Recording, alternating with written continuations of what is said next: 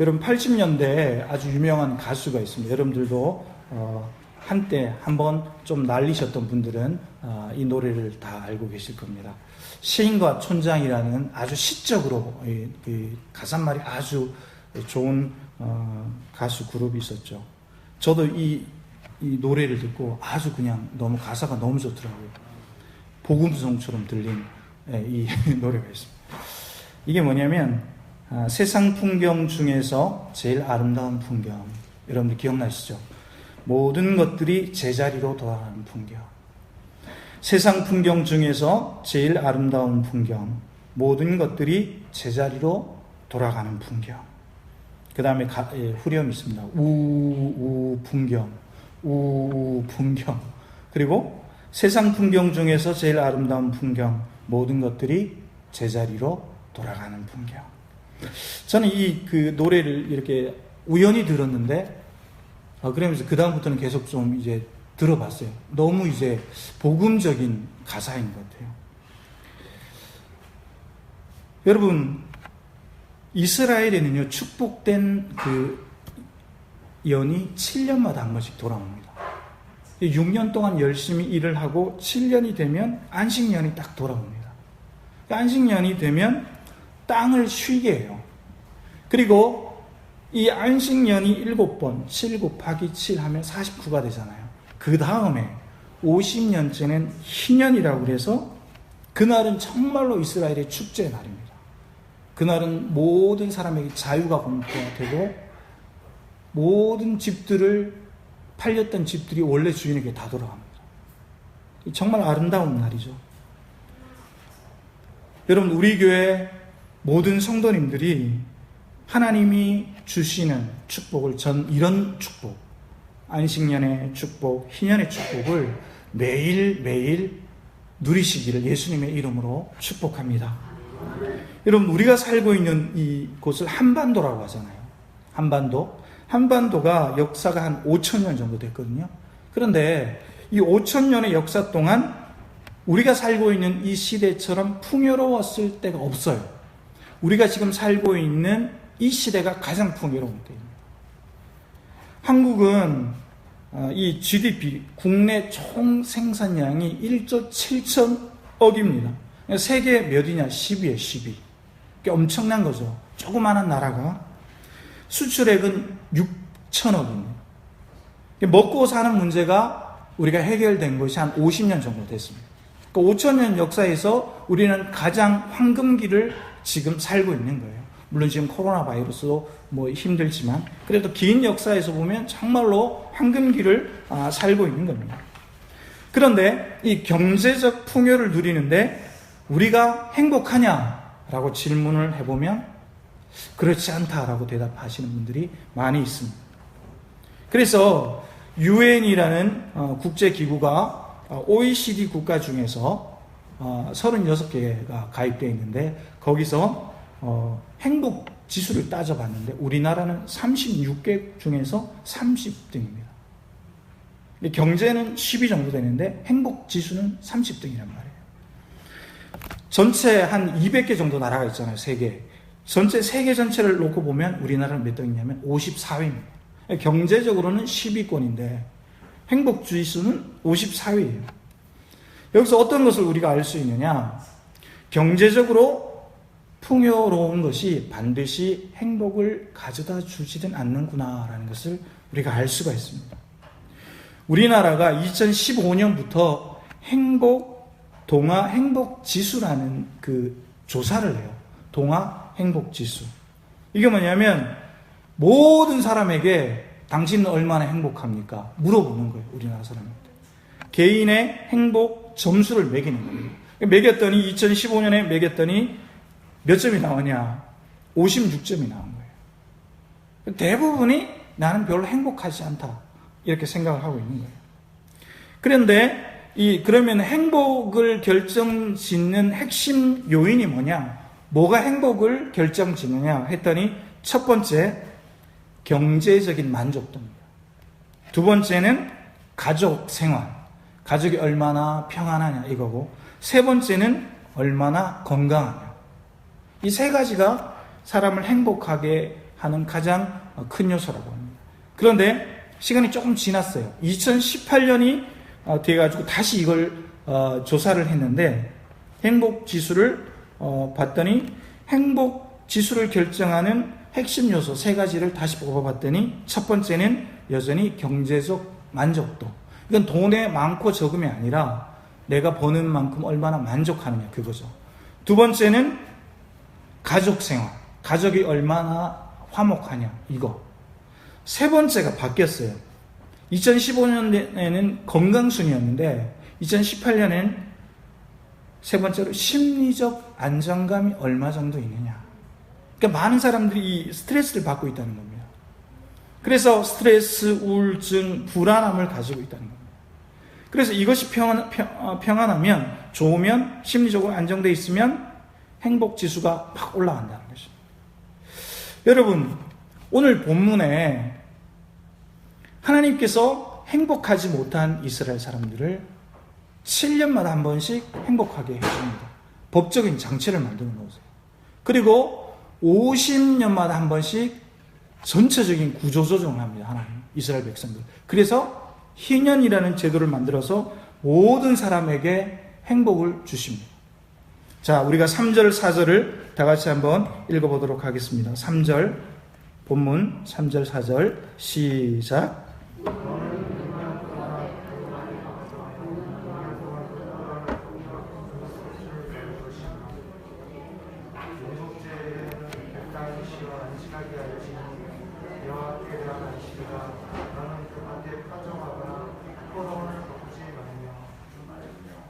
자, 여러분 보니까 이제 안식년을 이야기합니다. 6년 동안 열심히 파종을 해라. 밭에 많이 뿌려가지고 많이 거두어라. 그런데 6년이 끝나고 7년째 되면은 아무것도 하지 마라.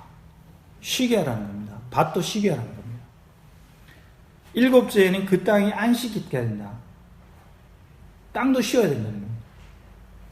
그런데 4절에 보니까 그것은 바로 여호와께 대한 안식이다.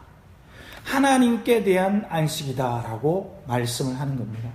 그래서 다시 정리하면 밭에 파종하거나 포도원을 가꾸지 마라. 두 번째, 내가 거둔 후에 자라난 거.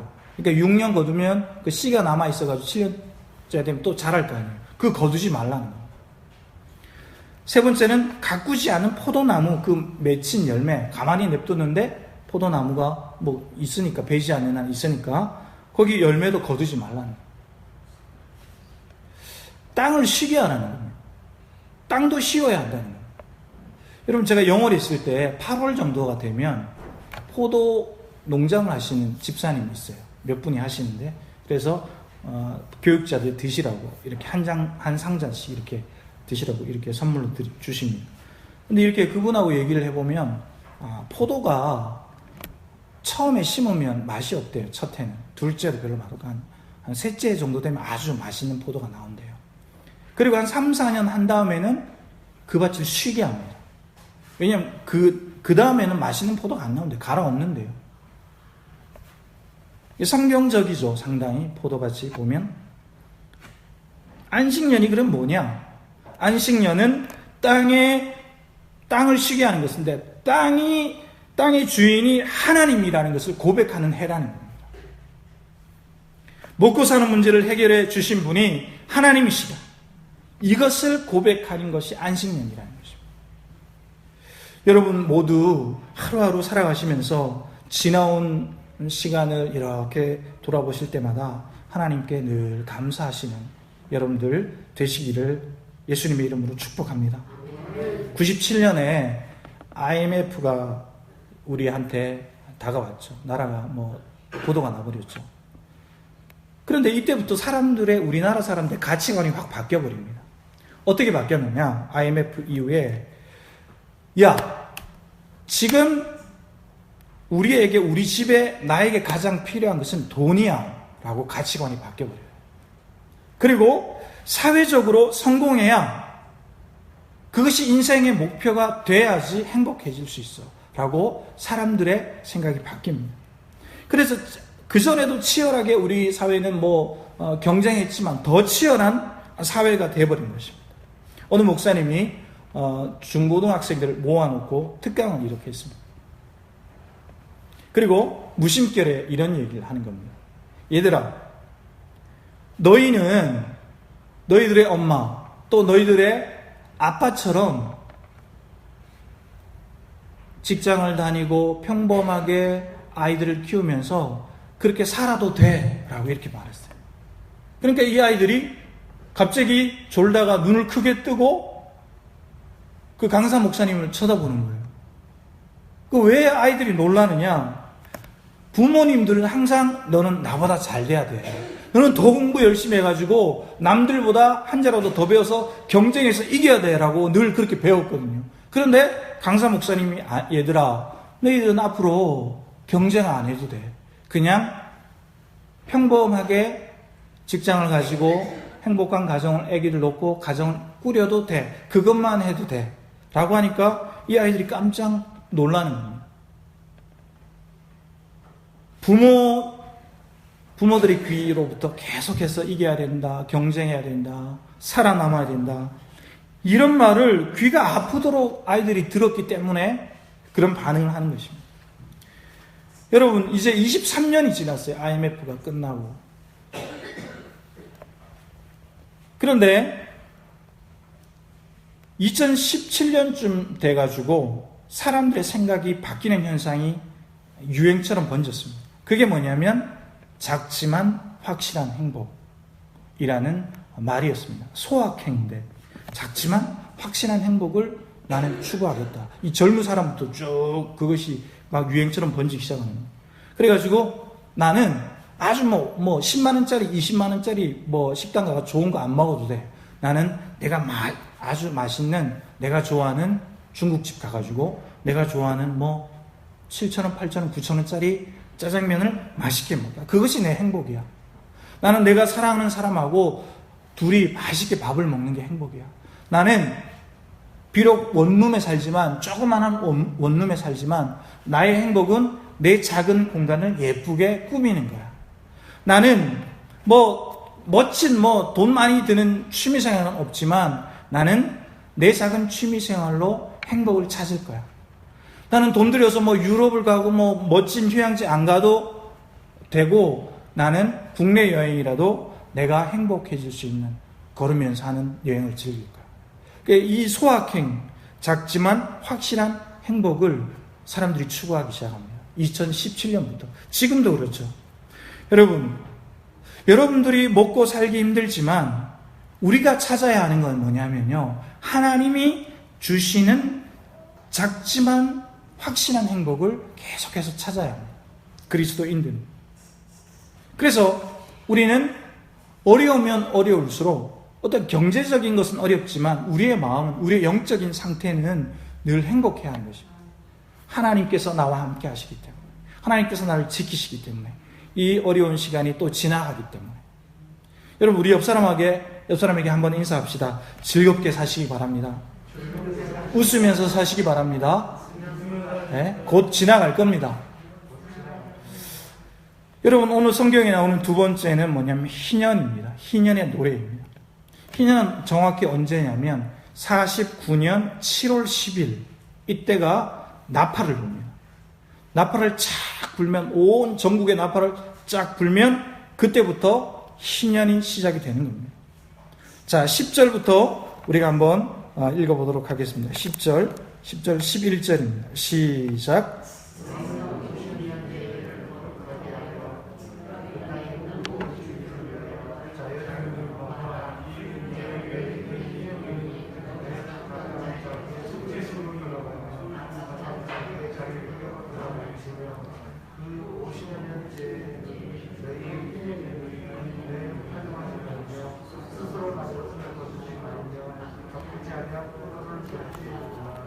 여러분, 희년은요 50년째입니다. 그런데 50년째 해가 거룩한 해다라고 말씀합니다. 세 가지를 하라는데, 첫 번째가 뭐냐면 모든 주민을 위하여 자유를 공부하라.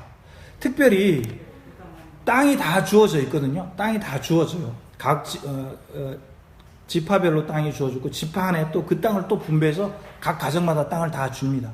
그런데 이 먹고 살다 보니까 힘드니까 땅을 어떻게 그냥 파는 경우가 생깁니다. 땅을 팔게 되죠.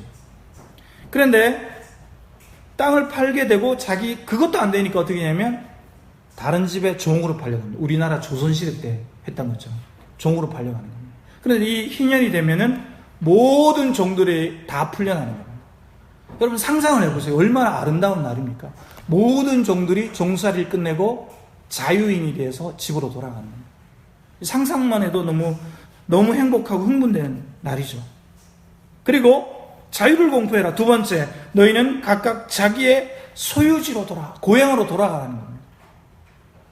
우리가 늘 향수병 있잖아요. 내가 어릴 때 즐겁게 뛰놀던 그곳이 있잖아요. 그곳으로 돌아가라는 겁니다. 그리고 가족 품으로 돌아가라는 것입니다. 그것을 법적인 장치로 다 이제 보호해 주는 겁니다. 다 고향으로 가라. 다 집으로 가라. 결혼을 했으면 종인데 결혼을 했으면 아내와 낳은 아기까지 다 데리고 가는 겁니다. 얼마나 행복한 날입니까? 세 번째는 파종하지 말라는 겁니다. 파종하지 말고 네가 심었더라도 그 스스로 자라는 거 거두지 마라. 아무나가 그것을 다 먹을 수 있게 하라는 겁니다. 누구나가. 이것을 이렇게 우리가 12절까지 읽었는데 그 뒤로 13절부터 끝절까지는 이것을 더 상세하게 말씀을 설명이 하고 있습니다. 그런데 이것을 다시 한번 정리해 보면 첫 번째는 토지법을 얘기합니다. 토지법. 토지를 영영히 팔지 마라. 토지는 모두 하나님의 것이다. 우리는 다 나그네고 우리는 잠시 머물다가 지나가는 사람들이기 때문에 하나님께서 모든 만물을 창조하셨기 때문에 우리는 다만 맡아서 잠시 관리하는 청직이다. 그리고 나의 시간이 되면 내려놓고 가야 한다는 거예요.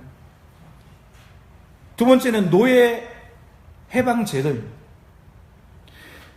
돈이 없어서 종되었던 사람들 그 아내와 자식들을 다 풀어주고 자기의 소유지로 원래 땅으로 돌려보내는 겁니다. 원래 가족에게로 돌려보내는 것입니다. 그럼 어떻게 됐을까요? 종살이 하다가 가족하고 헤어졌다가 형제와 다시 다 만나는 거예요. 다시 그 행복한 날이 돌아오게 되는 거예요. 같이 모여 살게 되는 겁니다. 세 번째는 토지 가옥 반환법입니다. 이게 뭐냐면 50년이 되면 원래 주인에게 토지를 다시 돌려주라는 것입니다. 가난한 사람들이 계속 가난하게 살지 않습니다. 이렇게 되면 토지를 다시 얻을 수 있기 때문에. 또 부자는 더 이상의 부자가 되지 못하는 겁니다. 왜냐하면 다 돌려줘야 되기 때문에. 희년과 이 안식년을 보면 하나님께서 얼마나 평등하게 공평하게 모든 사람들을 대하고 계시는지 법적인 장치를 해놓으신 것을 통해서 우리가 알 수가 있는 것입니다.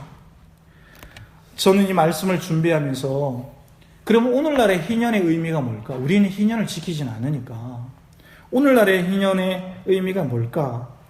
생각을 해봤습니다.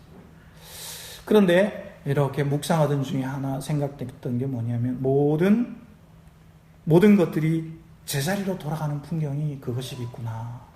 그런 생각을 해봤습니다. 우리의 희년의 의미는 모든 것이 제자리로 돌아가야 하는 겁니다.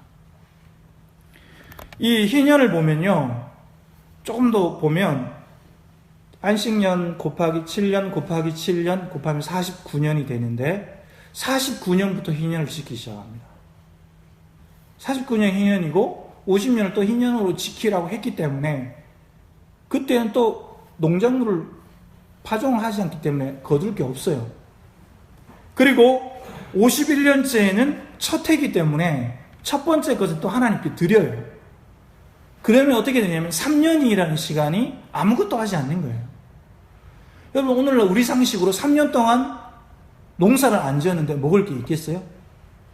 그런데 하나님께서는 3년 동안 내가 그 소득을 보장해 주겠다는 말씀이십니다. 너희는 희년을 거룩하게 지켜. 내가 3년 동안의 소득을 보장해 주겠다. 여러분 이스라엘 백성이 광야를 출애굽에서 갈 때 어떻게 했습니까? 만나 메추라기를 주셨죠.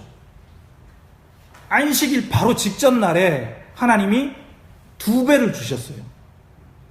왜 그렇게 하시냐면, 안식일엔 일하지 말라는 겁니다. 안식일은 하나님의 것이니까, 하나님의 날이니까 하나님께 의지하고 하나님 되심을 선포하라는 겁니다.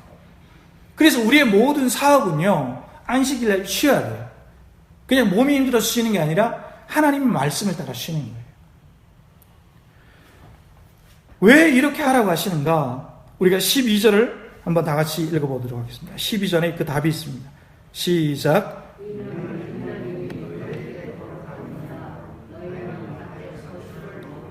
희년은 너희에게 거룩한 날이다.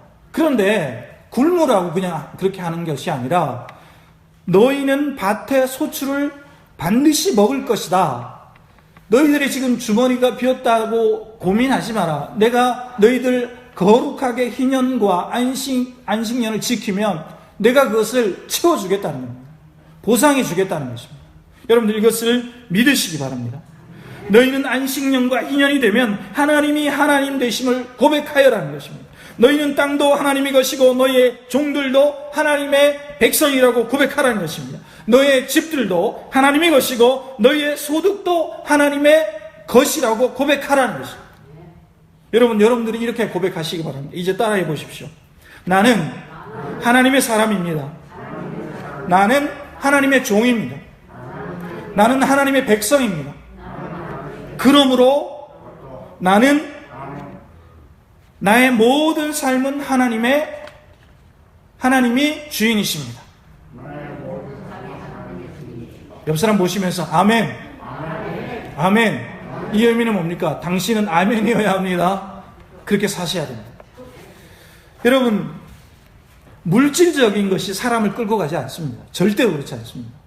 영적인 것이 그 사람을 끌고 갑니다.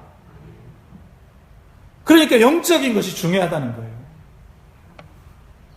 인생의 큰 족적을 남긴 유명한 분들을 보면 영적으로 튼튼했던 분들이고 영적으로 경건했던 분들입니다. 그래서 오늘날의 안식과 희년의 의미를 우리는 교회는 다시 한번 생각해 봐야 됩니다. 교회가 뭘 해야 되냐? 이 안식년과 희년의 의미를 생각하면서 우리는 뭘 해야 되냐? 여러분, 요즘 우리가 58일, 거의 60일 가까이 이 코로나 때문에 힘들어합니다. 그런데 이 안식년과 희년의 의미를 우리에게 적용해 보면 우리는 이웃의 친구가 되어야 합니다. 물론 나도 힘들죠. 그러나 하나님께서 안식년과 희년을 거룩하게 하셨던 것처럼 어려움 가운데 있는 우리의 이웃, 우리 가족들, 우리의 자녀들을 위해서 친구가 되어지고 그 모든 분들이 행복을 발견할 수 있도록 도와줘야 됩니다. 이 행복이 뭡니까? 하나님이 함께 계신다. 하나님이 붙들고 계신다. 더 좋은 날이 올 거야. 여러분, 우리 코로나 때문에 봄을 잘 못 느끼고 있잖아요. 그런데 하나님의 은혜 가운데 봄이 찾아오고 있고 또 우리의 자녀들이 건강하게 있고 우리 아이들이 웃음소리가 있고 또 내 옆에 사랑하는 아내가 있잖아요.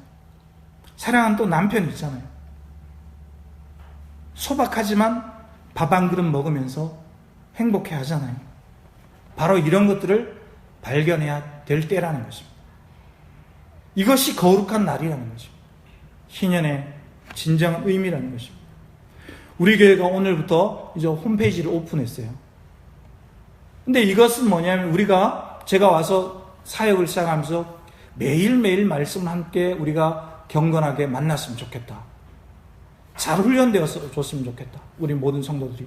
그래서 홈페이지를 만들어 놓고 활용을 안 하면 이거는 무용지물이거든요.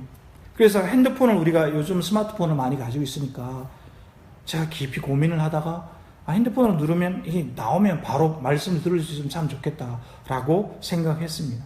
그래서 홈페이지도 시작을 하는 겁니다. 거기 매일매일 아침마다 같은 본문을 가지고 말씀을 전하고 여러분들이 큐티 할 수 있도록 그렇게 섬기는 겁니다. 여러분들 맨날 우리 교회가 오늘은 이 목사님이 무슨 설교를 올렸나 이렇게 보시고, 설교 한 10분 정도밖에 안 돼요. 새벽 예배는 들으시고 또 기도하시고 찬송도 하시고, 그래야 우리의 삶이 점점 더 거룩해져 가는 것입니다. 활용을 잘 하시기 바랍니다. 여러분, 세계에서요 이제 가장 행복한 나라가 있어요. 핀란드라는 나라가 있고 덴마크라는 나라가 있고 노르웨이가 있어요. 이 세 개 나라가 세계에서 가장 행복해요. 행복 지수가 가장 높아요. 그런데 공통점이 있어요. 이 핀란드, 덴마크, 노르웨이가 지리적으로 굉장히 붙어 있는데 사람이 살기에 굉장히 척박한 환경이에요. 환경이 안 좋아요. 그런데 또 공동점이 있어요. 공동점이 있는데 그 공동점은 뭐냐면 모두가 종교적으로 루터교 국가라는 거예요. 이 루터교의 특징이 있는데 이단이 아니에요. 루터교는 뭐냐면 개인보다 공동체를 먼저 생각하는 루터교입니다. 그래서 국가를 하나님이 쓰시는 도구로 생각을 합니다. 그래서 국가의 협조를 잘해요. 그러니까 국가는 국민들이 잘 협조를 하니까 국가는 어떻게 할까요? 복지로 또 국민들에게 많이 베풀어요. 그러니까 서로서로가 돕고 서로서로를 또 위해주고 이렇게 하니까 이 나라가 복지 정책도 잘 되고 나라가 아주 막 행복지수도 높은 거예요.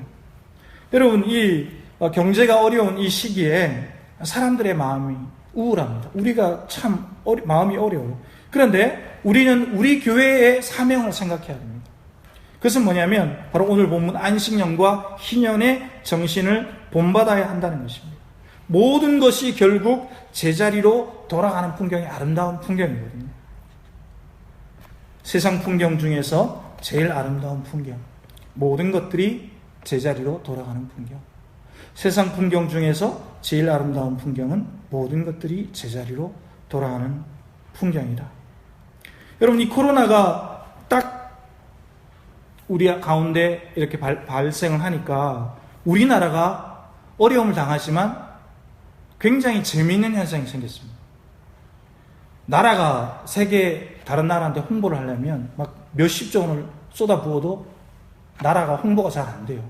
그런데 코로나가 지금 딱 터지니까 우리나라가 의료 수준이 높다는 것이 전 세계 200개 국가한테 증명이 되어버립니다. 그리고 모든 국가들이 그 코리아에 진단 키트 좀 달라고 손을 내밉니다. 유명한 가수가 와가지고 우리나라를 방문해서 대통령을 만나서 진단 키트 좀 주세요. 의료 장비 좀 주세요. 이렇게 합니다. 엄청난 수조 원의 광고 효과가 납니다. 나라가 요즘처럼 우리나라가 제일 큰 미국도 그렇고 유럽의 큰 나라들도 하지 못하는 것을 우리나라가 하고 있잖아요. 국민의 높은 이 도덕심, 한국 사람 왜 이렇게 질서정연하지? 왜 나라가 대통령이 이렇게 하라고 그러니까 왜 다 말을 잘 듣지? 사람들이 깜짝 놀라는 거예요. 높은 의료 수준을, 와, 한국은 저렇게 의료보험이 잘 됐구나. 그런 걸 다 아는 거예요. 공짜로 다 해주니까.